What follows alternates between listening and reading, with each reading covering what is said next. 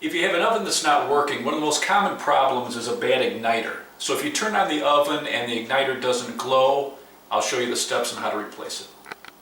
First thing you want to do is unplug the oven and turn off the gas. In most cases, this is a Maytag oven, but in most cases you're going to have an access panel on the back of the oven.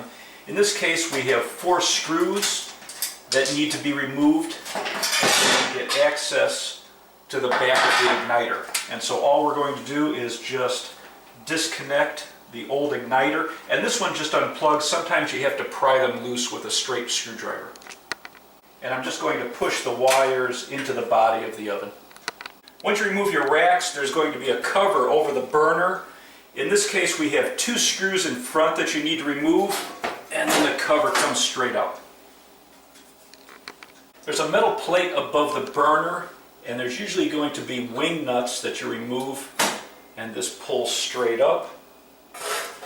And then you're going to have your burner. In this case, there's a small cover that needs to be removed and a nut in front of the burner so you can pull the whole assembly out.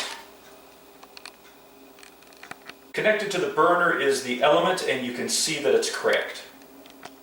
The igniter is held in place with 2 screws, and the whole part removes like that.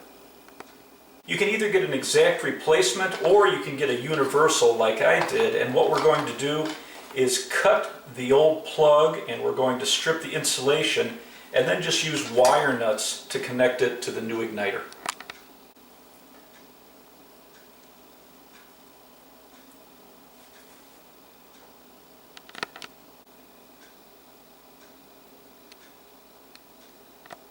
I'm going to screw the new igniter to the burner. If it comes with any insulating material, then put that back over the wire. Now I'm going to push this wire back into the back of the access panel and then slide the burner in place.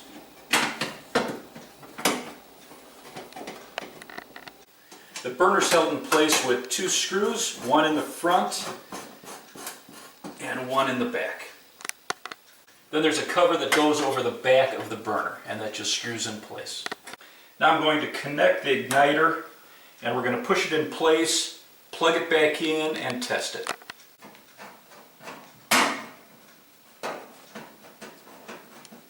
Now we're going to test it to make sure the igniter's working.